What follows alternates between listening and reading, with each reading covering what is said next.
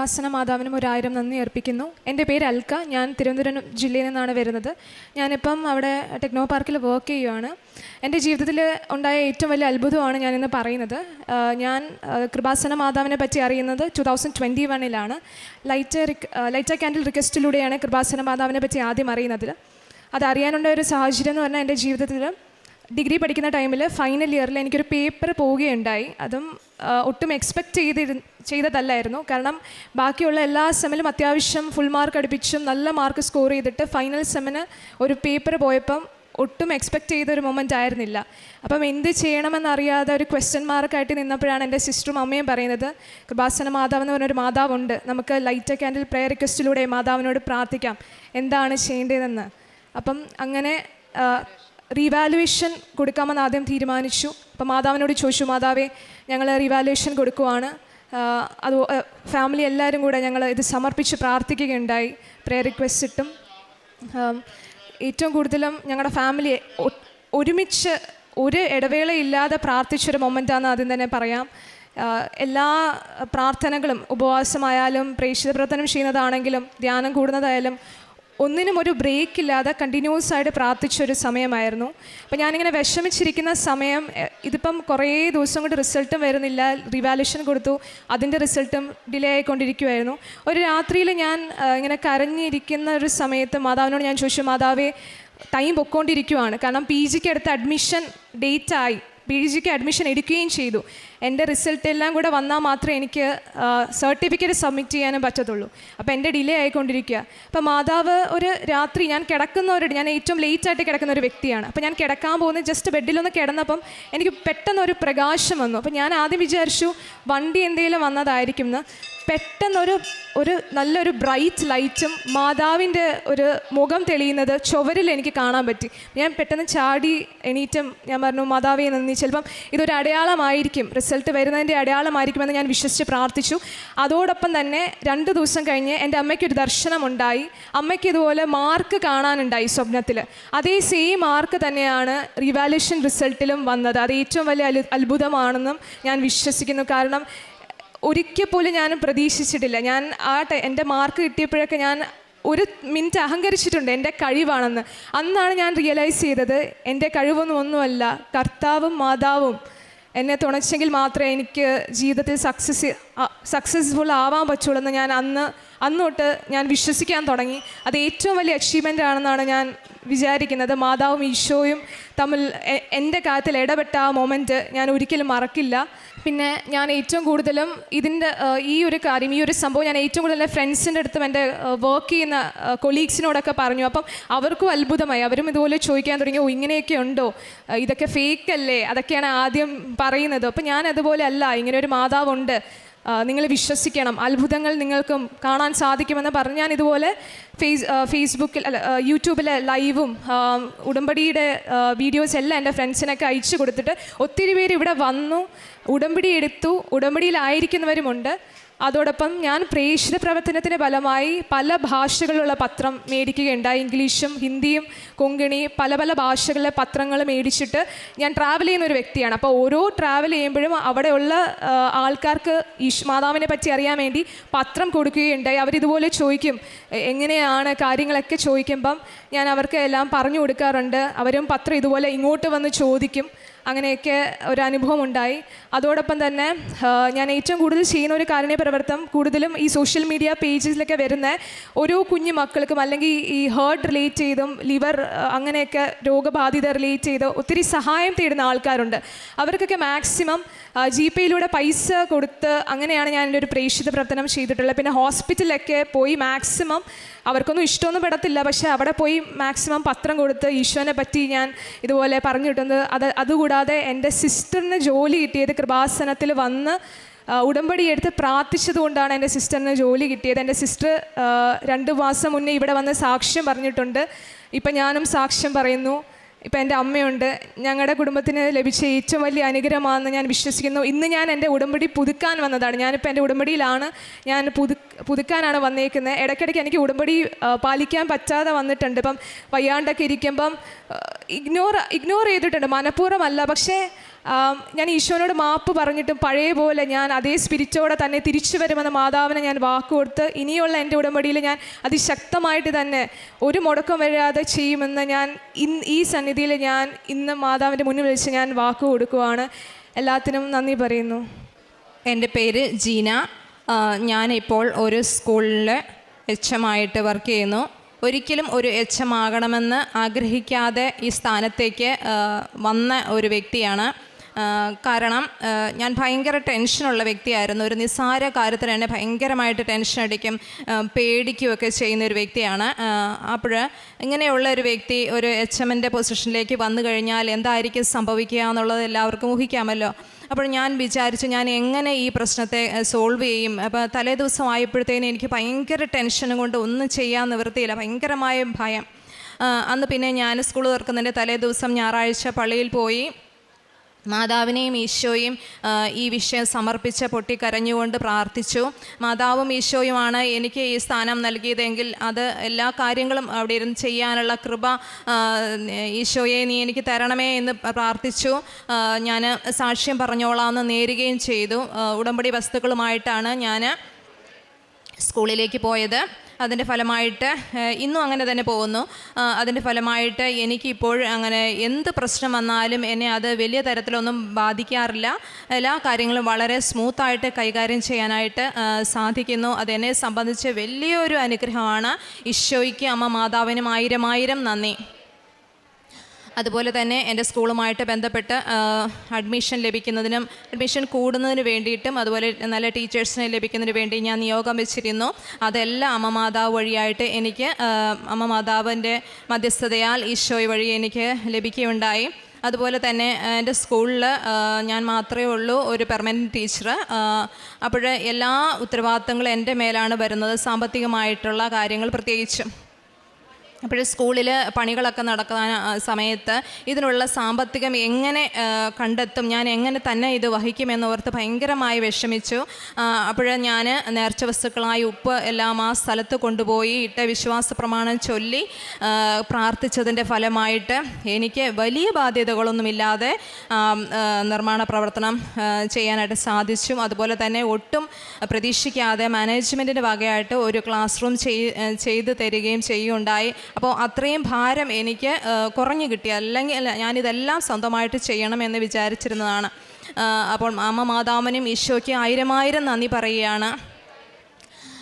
കേൾക്കുന്നവർ വിചാരിക്കുന്നുണ്ടായിരിക്കും ഇതൊക്കെ നിസ്സാര കാര്യമല്ലേ എന്ന്. പക്ഷേ ആ അനുഭവിച്ച അവിടുന്ന് ടെൻഷൻ അടിച്ച് അനുഭവിച്ച ഉരുകി തീർന്ന എനിക്ക് അതിൻ്റെ വില മനസ്സിലാകുള്ളൂ. ആ സമയങ്ങളിലെല്ലാം അമ്മ മാതാവേ എന്ന് പറഞ്ഞുകൊണ്ട് ഞാൻ ഈ കാശുരൂപത്തിൽ പിടിച്ചുകൊണ്ടാണ് എല്ലാ കാര്യങ്ങളും ചെയ്തത്. ഇന്ന് വരെ അമ്മയും ഈശോയും എൻ്റെ കൂടെയുണ്ട്. അതുപോലെ തന്നെ എനിക്ക് എപ്പോഴും അസുഖങ്ങൾ വരുമായിരുന്നു. പനി 2 മാസം കൂടുമ്പോൾ എനിക്ക് പനി വരും. എന്ന് വെച്ചാൽ ഇച്ചിരി ഇമ്മ്യൂണിറ്റി കുറവാണ്. അതുകൊണ്ട് തന്നെ അധികം സ്ട്രെയിൻ ചെയ്യാൻ പാടില്ല, വെയിൽ കൊള്ളാൻ പാടില്ല, ചൂട് തണുപ്പ് അങ്ങനെയൊന്നും വെക്കാൻ പാടില്ല. അപ്പോഴാണെങ്കിൽ ഞാൻ വിശുദ്ധ വസ്തുക്കൾ ഉപയോഗിക്കുമായിരുന്നു. 2 മാസം കൂടുമ്പോൾ ആൻറ്റിബയോട്ടിക് കഴിച്ചാൽ മാത്രമേ എനിക്ക് പനി മാറിയുള്ളൂ. ആ ഹോസ്പിറ്റലിലുള്ള എല്ലാവരെയും എനിക്കറിയാം, അവരെല്ലാവർക്കും നല്ല പരിചയമാണ്. കാരണം എല്ലാ മാസം അങ്ങനെ പോവുകയാണല്ലോ, 1.5-2 മാസം ആകുമ്പോഴത്തേനും. അതേസമയം ഈ നേർച്ച വസ്തുക്കൾ ഉപയോഗിക്കുകയും അതുപോലെ തന്നെ ഉടമ്പടി പ്രാർത്ഥന കൃത്യമായ ഈ വിഷയം വെച്ച് പ്രാർത്ഥിക്കുകയും ഡെയിലി ബ്രെഡിലും എല്ലാം വിഷയം വെച്ച് പ്രാർത്ഥിക്കുകയും ചെയ്തതിൻ്റെ ഫലമായിട്ട് എനിക്കിപ്പോൾ എൻ്റെ ആ പനിയെല്ലാം മാറി. ഇപ്പോഴെനിക്ക് എല്ലാ കാര്യങ്ങളും തന്നെ ഇപ്പോൾ സെർവൻറ്റ് പോലും ഇല്ല വീട്ടിൽ, ഇപ്പോൾ എല്ലാ കാര്യങ്ങളും ഭംഗിയായിട്ട് ചെയ്യാനായിട്ട് എനിക്ക് സാധിക്കുന്നുണ്ട്. അമ്മ മാതാവ് ഈശോയും ചെയ്തു തന്ന എല്ലാ അനുഗ്രഹങ്ങൾക്കും കോടാനുകൂടി നന്ദി പറയുന്നു.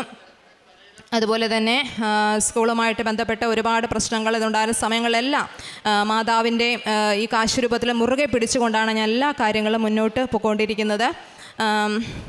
അതുപോലെ എനിക്ക് മനസ്സിലായിട്ടുള്ളത് സ്വർഗം താണിറങ്ങി ഭൂമിയിൽ പറുദീസ തീർക്കുന്ന ഇടമാണ് കൃപാസനം എന്നാണ് എൻ്റെ സ്വന്തം അനുഭവത്തിൽ എനിക്ക് തോന്നിയിട്ടുള്ളത്. ഞാൻ പ്രേക്ഷിത പ്രവർത്തനം ചെയ്തിരുന്നതെന്ന് പറഞ്ഞാൽ ഇവിടുന്ന് കൊണ്ടുവന്ന പത്രം ഞാൻ ഹോസ്പിറ്റലുകളിലും വീടുകളിലും എല്ലാം നടന്ന് കൊടുത്തിട്ടുണ്ട്. മാതാവിനെക്കുറിച്ച് പറഞ്ഞ് കൊടുത്തിട്ടുണ്ട്. അതുപോലെ തന്നെ ഓട്ടോ ഞാൻ സ്ഥിരമായിട്ട് പോകുന്ന ഓട്ടോയ്ക്കാണ്. അപ്പം ആ ഓട്ടോയിൽ കൊടുക്കും. അതുപോലെ എൻ്റെ ടീച്ചേഴ്സിന്, അതുപോലെ സുഖമില്ലാത്ത കുട്ടികളുടെ പാരൻസിന് ഇങ്ങനെയൊക്കെ ഞാൻ കൊടുക്കാറുണ്ട്. അതുപോലെ തന്നെ സുഖമില്ലാത്ത കുട്ടികളുടെ വീടുകളിൽ ചെന്ന് നേർച്ച വസ്തുക്കളായ ഉപ്പൊക്കെ ഞങ്ങൾ കൊടുത്തു വിടാറുണ്ട്. തൈലം തേച്ച് പ്രാർത്ഥിക്കുകയും ചെയ്യാറുണ്ട്. കാരുണ്യ പ്രവൃത്തികളായിട്ട് ചെയ്യുന്നതെന്ന് പറഞ്ഞാൽ ഞാൻ പ്രധാനമായി എല്ലാ സ്കൂളുമായി ബന്ധപ്പെട്ട് തന്നെയാണ് ചെയ്യുന്നത്. അവിടെ ഉണ്ടാകുന്ന അവിടെ പലർക്കും സാമ്പത്തികമായി ഞാൻ സഹായം ചെയ്യുന്നു.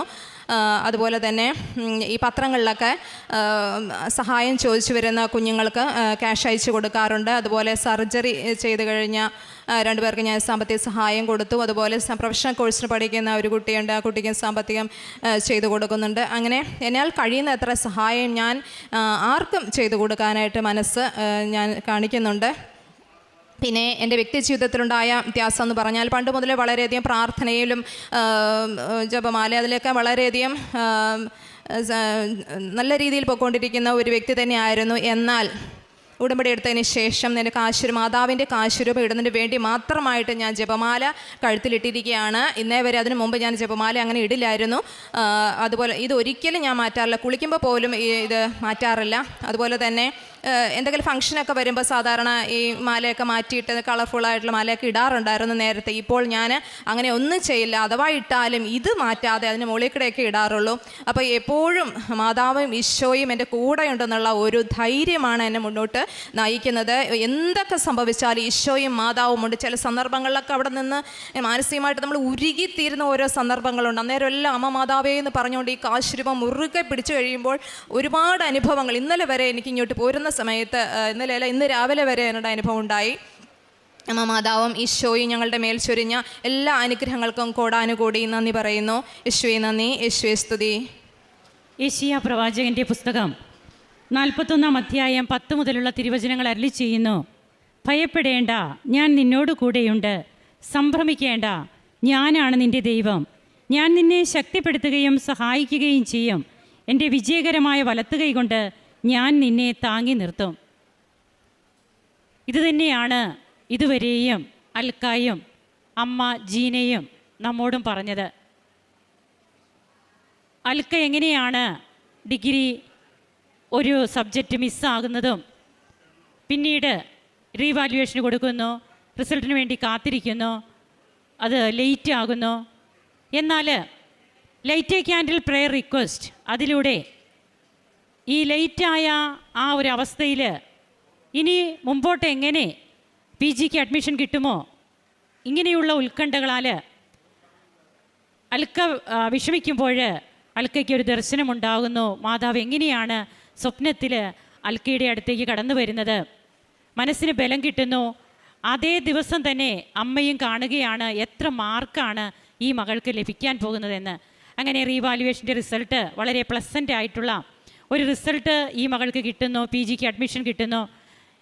തൻ്റെ ജീവിതത്തിൽ താൻ ഏറ്റവും കൂടുതൽ വേദനിച്ച നിമിഷങ്ങളാണത്.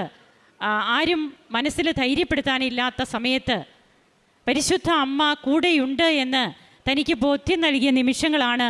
കുടുംബം ഒന്നിച്ച് ഉപവസിച്ച് പ്രാർത്ഥിച്ച നിമിഷങ്ങളാണ്. പ്രേക്ഷിത പ്രവർത്തനം നടത്തി അവർക്ക് ഇതിന് മറുപടി ലഭിക്കാതെ പോകരുത് എന്നുള്ള ഒരേ ഒരു വാശി എന്ന് തന്നെ പറയാം. അതായത് പോസിറ്റീവ് സെൻസിൽ